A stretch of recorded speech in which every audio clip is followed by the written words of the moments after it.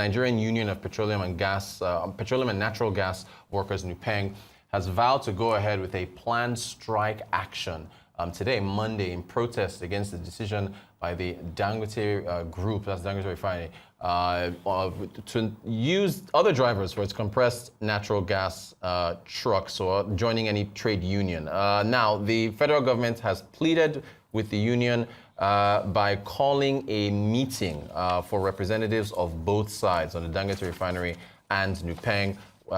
We understand that they should be meeting sometime this week in order to discuss things going forward. So let's see how that works out. To give us more color on these issues, Arise Business Analyst Chika Mbonu joins us.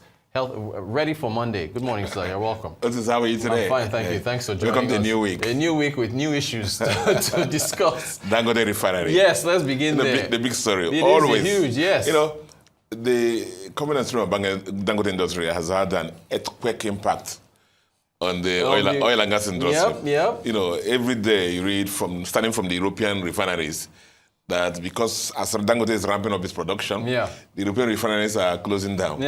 Because the supplies to Nigeria and West African countries are reducing. And so you hear sometimes now some refineries either margins are falling or they are closing down. So you see that impact. We come down home to our country, Nigeria. You really recall a time they say our consumption is about 60 million liters a day. Now, Dangote Refinery has revealed to us that it's just barely half of that. And you recall that the subsidies have been paid over the years on the basis of Nigeria's consuming 60 million liters a day. So a lot of revelations have come up. You know, facts have been revealed. Thanks to this refinery. And I'm home again to this NUPENG matter. You know, do you recall, take a little background, is the fact that Dangote has been battling to get its supplies into the market. And the issue has been that even as he's producing, has capacity to supply the whole Nigeria, a lot of people are still importing, you know, principally gasoline, the petrol, into the country. And it says, okay, let me take my destiny into my hand and reach out there to the key consumers. And he bought this massive number of trucks, you know, CNG trucks, to make sure that they're compatible with the new direction in the energy direction in the society, and then to reach directly to the consumers. And then again, you know, the issue, drivers' union, hitherto, before now, that strong union that we know, especially in the military era, that's one of the strongest arms of Nigerian Labour Congress. Indeed, it's one of the, whenever LNC wants to show his fangs, it's NUPENG that they pushes forward first. Once they go on strike, you know, Nigeria comes to a standstill, everybody starts listening to that, you know. So NUPENG has said now that these drivers must belong to our union. And then the Dangote drivers, under whatever arrangement, have said, we belong to this direct drivers union. Now, let me put it in totality. Unionism in Nigeria is voluntary. You know, the drivers expected, believing that the interest is protected, to belong to NUPENG, the Petroleum and Truck Drivers Association of Nigeria, as a segment of NUPENG. And that's what it's supposed to be. But these drivers have said, whatever, whether they are encouraged or coerced or whatever, they want to belong to their own union. And so NUPENG is saying that Dangote is forcing drivers not to belong to NUPENG, and is anti-unionism, anti-rights of the drivers, and so on and so forth.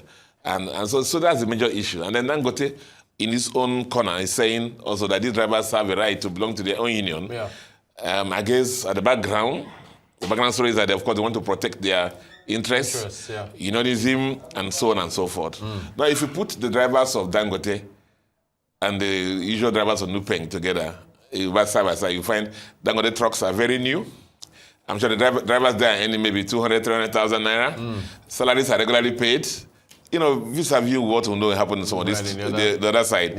You see some of the trucks sometimes, they can't climb a hill, they are struggling, putting smoke all over the place, and so on and so forth. But they belong to the Nigerians. So I believe that somehow, this issue must be resolved in the interest of everybody.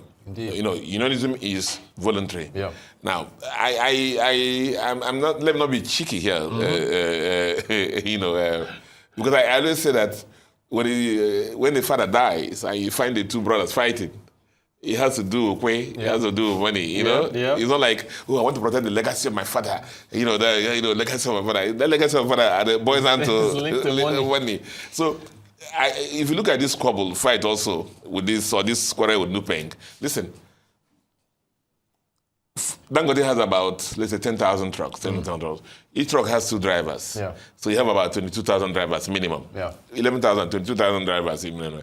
Now, if the average salary of a Dangote driver is, let's say, 150,000 a month, see, the checkout dues monthly is 1%.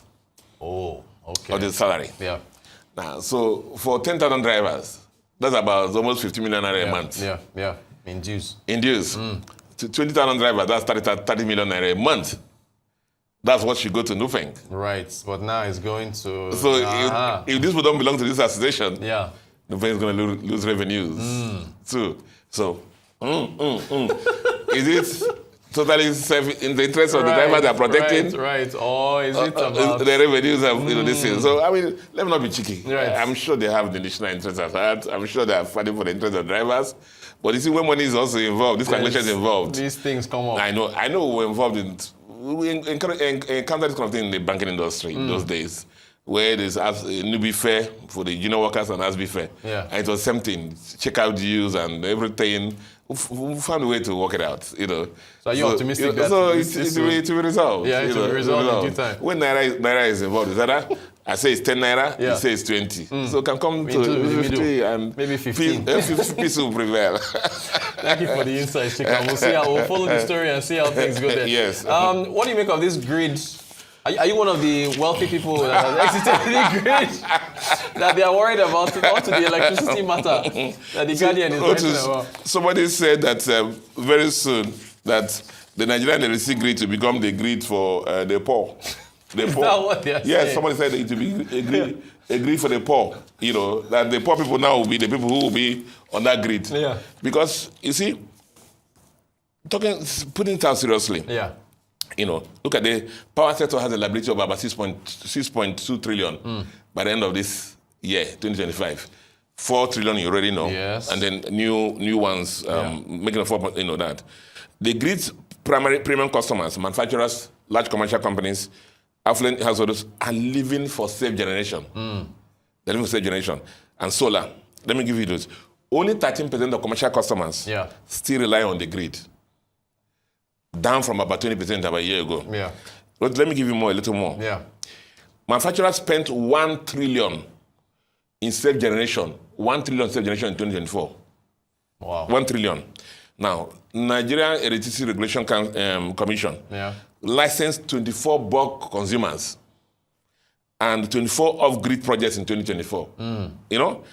And this total about almost 300 megawatts of capacity outside the grid. Wow.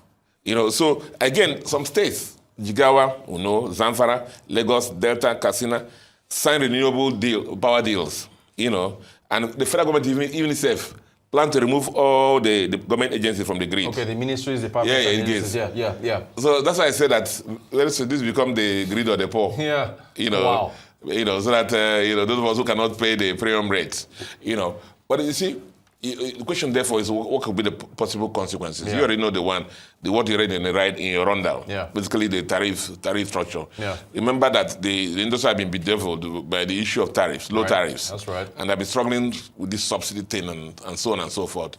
And then the other thing that will happen, I hope it happens, is that the poor should get more hours now. Right. Because of less demand. Less demand from this people. I believe maybe that's why some areas in Lagos are, I don't know, for other places, are getting more power now. Yeah, but it's a major thing. The issue is that manufacturers have realized that large consumers, the premium customers have realized that relying on this national grid that collapses every time is hurting our distance. If you run some run some plants, the industrial plants, some of them, when you shut them down, when power goes off, to start it up again is a major cost. Yeah. So it's expensive for them. So the issue there is, why not let's just go to gas or renewables like solar to supplement our power. That's why 2024, 1 trillion was spent by manufacturers on that, their own safe generation. So that's basically what the issue is. Yeah. Now we keep saying, we have said it here, that power is the number one problem in our country. I guess in other economies, large economies, they tell you the SMEs form the bulk of the economic power of each country. Right. But in Nigeria, why it's still very latent is because of what? The power generation. Yeah. If we get it right, maybe with these premium customers leave, the power generation will become better, and maybe SMEs and the individuals like you and me will get more hours of power every day. Yeah. We'll see how it works out. All right, Business Analyst Chika Mbonu, thank you so much for the lowdown on the oil and gas sector, also on electricity. I appreciate your insights as always.